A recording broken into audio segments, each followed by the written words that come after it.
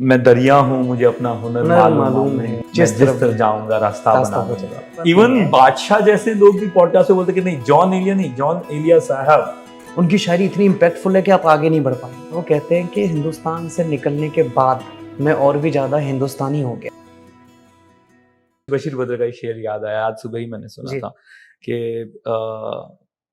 मैं दरिया हूँ, मुझे अपना हुनर मालूम है, मैं जिस तरफ जाऊंगा रास्ता बना दूंगा। बहुत खूब लिखते हैं वो भी। अरे बशीर बद्र साहब तो बहुत, बशीर बद्र पे थोड़ी बात करते हैं यार। मेरे वन ऑफ द फेवरेट है और मुझे उनकी शायरियाँ याद रहती है। बिल्कुल, उसका एक रीजन है कि बहुत सरल भाषा में लिखते हैं। बिल्कुल ऐसे ही। और उनकी कितनी शायरियों को मैंने मेरे मोटिवेशन स्पीच के अंदर में इस्तेमाल किया है, लोगों को पंप अप किया है। बिल्कुल। तो कहाँ से लाई उन्होंने ये, मतलब बशीर बद्र के व्यक्तित्व को आप कैसे देखते हैं? बशीर बद्र साहब, मैं ये समझता हूँ कि आप चाहे किताबों के जरिए जाएं, शायरी में आप किताब पढ़ना स्टार्ट करें और किताबों के जरिए आप अपना सफर शुरू करते हैं, या फिर आप वीडियोस या रील्स के जो आजकल का जो ट्रेंड है उस हिसाब से आप चलना स्टार्ट करते हैं, दोनों ही रास्तों से आपको दो शायर मिलेंगे ही मिलेंगे। एक बशीर बद्र साहब, एक जॉन एलिया साहब। और ये उस पत्थर की तरह हैं रास्ते में पड़े कि या तो वो आपके कदमों को रोक देंगे, उनकी शायरी इतनी इम्पैक्टफुल है कि आप आगे नहीं बढ़ पाएंगे, और अगर आप आगे बढ़ते हैं तो आपको इनको साथ में ले जाना पड़ेगा, आप इनको छोड़ के नहीं या स्किप करके नहीं जा सकते। तो बशीर बद्र साहब ने उस वक्त पर इतनी आसान भाषा में काम किया और बहुत बड़ी बात कही हर वक्त वो, और इतनी मतलब उनके कई सारे शेर ऐसे हैं जो मुझे, उनकी किताब है मुसाफिर, और वो तो मतलब जो शायरी लिख रहा है उसको पढ़नी ही चाहिए। मुसाफिर मेरे पास उजाले अपनी यादों की है, वो भी बहुत अच्छी। मुसाफिर उनकी कुछ गजलों का संकलन है। हाँ, तो वो आप जरूर उसको पढ़िएगा, मैं कल ही लिखवाता हूँ। उनकी कुछ शेर मैं सुनाता हूँ।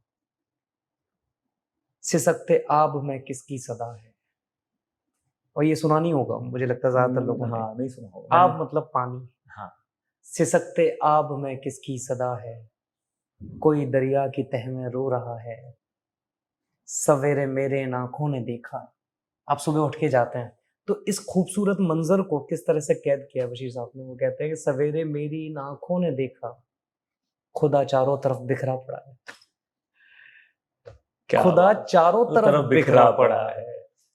ये मुझे लगता है तब की लिखी होगी जब उन्होंने वो दंगे देखे थे अपनी जिंदगी में। दंगे पे तो उनका जो शेर है, हाँ, और वो याद हो तो मुझे याद नहीं है। आपको याद है, आप फर्ज कीजिए, लोग टूट जाते हैं एक घर बनाने में, तुम तरस नहीं खाते हो बस्तियां जलाने में, कौन साफ रखता है उसके भूल गया मैं, कौन साफ। हाँ, मुझे पूरा याद था। अच्छा। पूरा याद था, मैंने बहुत अच्छे से याद है। कौन साफ रखता है फाख्ता की मजबूरी ये भी ना कह सकी, कौन साफ रखता है उसके आशियाने। अरे क्या बात है, क्या बात है। और लास्ट की कहानी है कि हर धड़कते पत्थर को लोग दिल समझते हैं, यहाँ उम्र बीत जाती है दिल को दिल बनाने में। क्या बात है।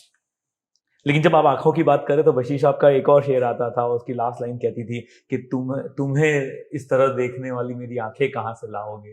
वो शायरी मुझे पूरी याद नहीं आ रही। बशीर बद्र साहब के तो बहुत सारे, जो आपने पॉडकास्ट की शुरुआत में जो शेर, वो उन्हीं की थी। वो कितना अच्छा उनका, उजाले अपनी यादों की हमारे साथ रहने दो, न जाने किस गली में शाम हो जाए। कितना अच्छा, बहुत सुपर था। आपने जॉन एलिया साहब की बात की थी। जॉन एलिया जी को जॉन एलिया साहब ही क्यों कहा जाता है, उन्हें ही साहब क्यों कहा जाता है? मतलब ये टाइटल जॉन साहब को ही क्यों है?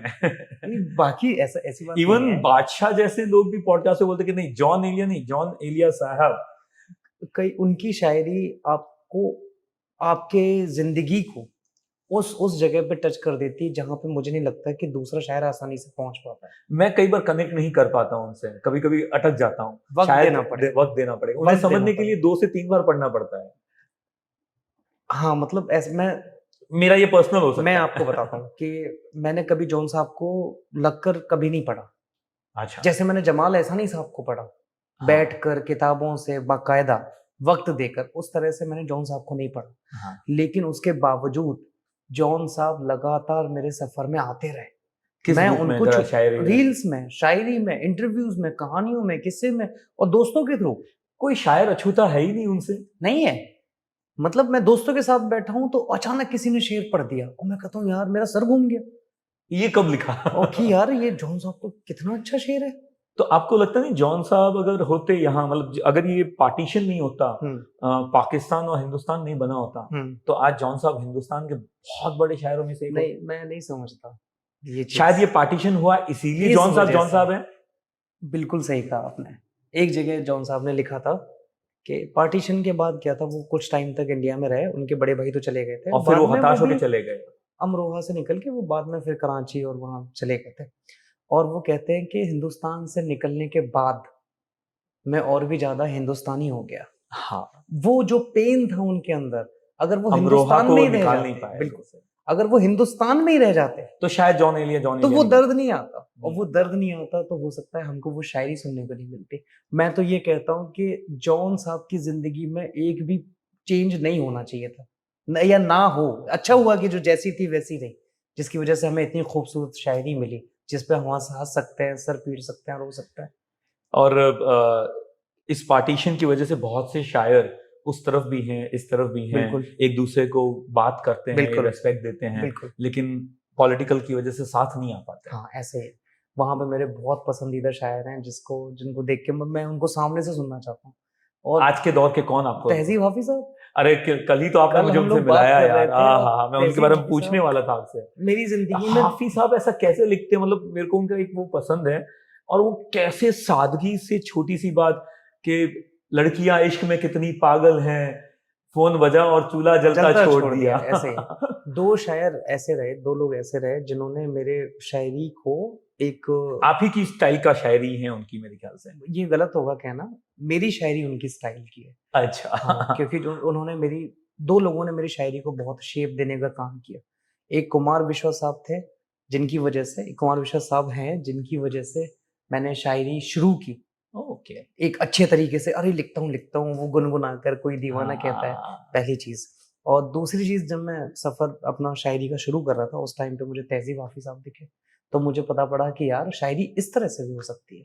नए जमाने के, एकदम नए तौर के, नए बिल्कुल ऐसे उन्होंने सारी रिवायतें तोड़ दी, और वो जिस तरह से उन्होंने रूमानियत को रखा सामने, वो बिल्कुल नया था, एक अलग दुनिया की चीज थी। बिल्कुल। और मतलब एक अपना ही अंदाज उन्होंने निकाल के तहजीब लाया। हाफिज साहब को तो मतलब उनकी कोई कहानी पता है कि क्या व्यक्तित्व उनको निकाल के लाया, उनका कोई हादसा या किस्सा? हालांकि मैंने उनके बहुत सारे इंटरव्यूज देखे, पॉडकास्ट देखे, और वो भी अपनी जाती जिंदगी पे ज्यादा बात नहीं करते हैं। वो करते हैं, उस तमाम चीजों पे बात करेंगे, मोहब्बत क्या है, ये क्या, लेकिन वो कभी उनको किससे मोहब्बत थी इस चीज को सामने नहीं लेके आते। एक जगह कहते हैं कि मैं लाइब्रेरी में बैठा करता था, और आप समझिए कि कोई इंसान ऐसा है जिसके साथ आपको बैठना पसंद। वो इतना बातों को घुमा देते हैं ना कि आप उनको कुछ निकलवा नहीं सकते, लेकिन उनकी शायरी से लगता है कि उन्होंने जिससे भी मोहब्बत की वो भरपूर मोहब्बत की। क्या बात है। और बहुत मतलब बहुत कमाल का लिखा।